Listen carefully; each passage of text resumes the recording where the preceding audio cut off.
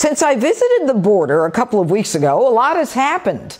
Tens of thousands more illegals and unaccompanied minors have entered the country. Border Patrol is even more inundated than they were 2 weeks ago. We are finding more and more that when the rare group of individuals are being tested, they have a 10% COVID positive rate. No surprise, given the pictures we see of immigrants literally within inches of each other, traveling in large groups through many countries, are now actually being sent into the interior of the United States to a town or village near you. Shockingly, as they move through the interior, we hear of teachers now, the same ones refusing to teach our children, volunteering to teach these immigrant children through July, an issue I'll address in my closing statement. It appears the Biden administration's theme of America Last is in full force. The work of the cartels and the coyotes continues as they inhumanely traffic children and young girls in the dangerous trek from the Northern Triangle. This week, in a testament to their brutality, we saw coyotes literally throw two little girls, ages 3 and 5, over the 14-foot border fence from Mexico into the middle of New Mexico in the United States, in the desert miles from the nearest residence. It is a video of smugglers abandoning little girls and leaving them for whatever natural or human predators that might find them. Fortunately, Border Patrol again has come to the aid of those victims. As this crisis explodes on our southern border, the amazing part has been President Biden's refusal to even visit the region to see how his policies have damaged and continue to damage our nation. And in a move that is almost humorous, he's essentially handed off responsibility for this crisis to his Vice President, Kamala Harris, who seems to see humor in everything.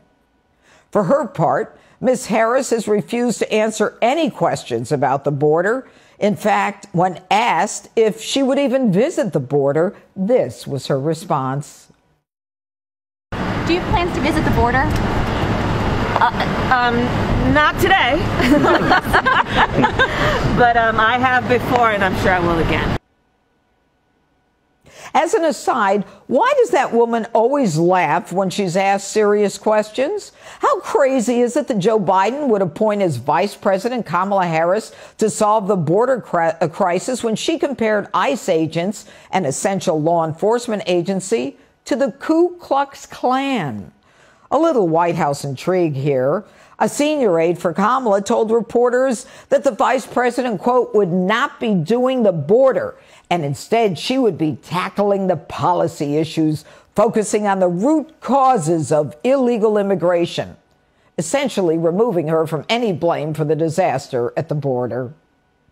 But we don't need her to head an investigation, a commission, or a study in order to determine the root cause of this surge in illegals crossing our border. The root cause is clear, and it is the Biden-Harris administration and their reckless policies. On January 20th, they swung America's doors open to any and all who wanted to enter into the United States, and they haven't stopped coming through those doors.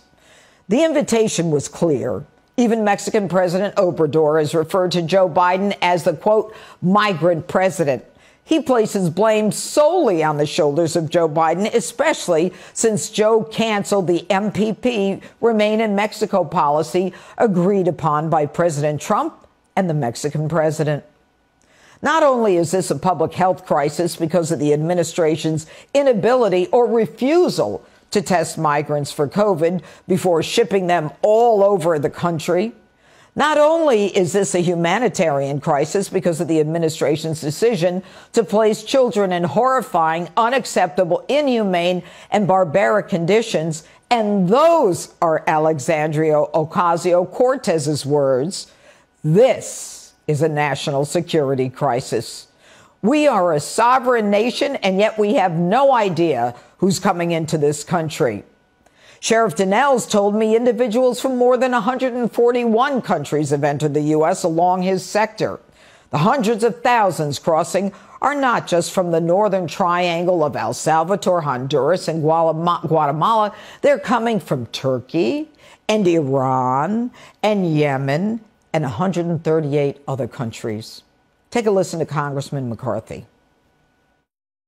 The units of people who are coming from different countries, from Iran, from Yemen, from Sri Lanka, from Turkey, that it's different than it was before. 90% of the heroin coming into this country, I said 90%, comes in through our southern border. Fentanyl is coming in amounts large enough to take down an American city. So that's just a recap of the 2 weeks since I've been at the border. Every week, the nightmare becomes greater and bigger and more dire. Stay tuned, everyone. It's only going to get worse.